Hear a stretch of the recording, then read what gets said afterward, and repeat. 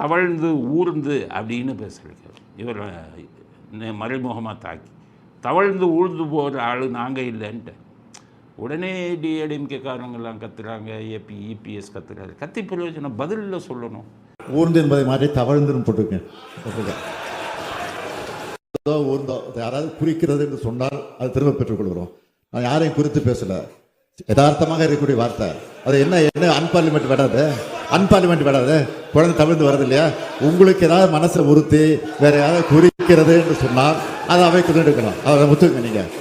நீங்கள் தவழ்ந்து ஊர்ந்து போனதுன்னு சொன்னால் அதுக்கு பதில் சொல்ல தெரியலையே, உங்களுக்கு தான் சொல்லுங்கள். இபிஎஸ் மற்றவங்களுக்கெல்லாம் அதனால் ஸ்கிரிப்ட் எழுதிட்டு போகணும். நீங்கள் சவுக்கு சங்கர் தான் கையில் வச்சுருக்கீங்களே இபிஎஸ், அவர்கிட்ட ஒரு ஸ்கிரிப்ட் வாங்கிட்டு போகணும். இந்த மாதிரி எழுதுனா என்ன, பேசுனா என்னன்னு.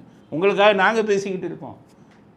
நீங்கள் வந்துக்கிட்டு யார் யாருக்கும் ஆதரவு கொடுக்குறீங்க, உங்களுக்கு ஆதரவாக நாங்கள் பேசிக்கிட்டு இருக்கோம். ஊர்ந்து தவழ்ந்துன்னு பேசினார்.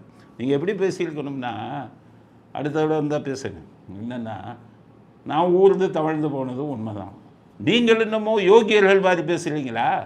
நீங்கள் ஊர்ந்து தவழ்ந்த கதை சொல்லவா அப்படின்னு கேட்டிருக்கணும். ஸ்டாலின் என்ன நாங்கள் எப்போ ஊர்ந்தோம் தவழ்ந்தோம் அப்படின்னு கேட்பார். அப்போ 1976 நெருக்கடி நிலைமை வந்த உடனே எல்லா தலைவர்களும், நீங்கள் உள்பட எல்லா தலைவர்களும் கைது செய்யப்பட்டார்களே. அப்போ உங்கள் அப்பா கருணாநிதி மறைமுகமாக இந்திரா காந்திகிட்ட ஊர்ந்து தவழ்ந்து காலில் விழுக ரெடியாக இருக்கேன், என்னை கைது பண்ணிடாதீங்கன்னு ஆட்களை தூது விட்டார். யார் யாரை தூது விட்டோன்னு கதை சொல்லவான்னு கேட்டிருக்கணும். ஏன்னா இன்றைக்கி சொல்ல ஸ்டாலின் ஊர்ந்து தவழ்ந்துன்னு. அவங்க அப்பாவே ஒரு காலத்தில் ஊர்ந்து தவழ்ந்து இந்திராவின் காலில் விழுந்தவள் தான். இந்திரா காலில் அவர் விழுந்த புகைப்படங்கள்லாம் நிறைய இருந்தது.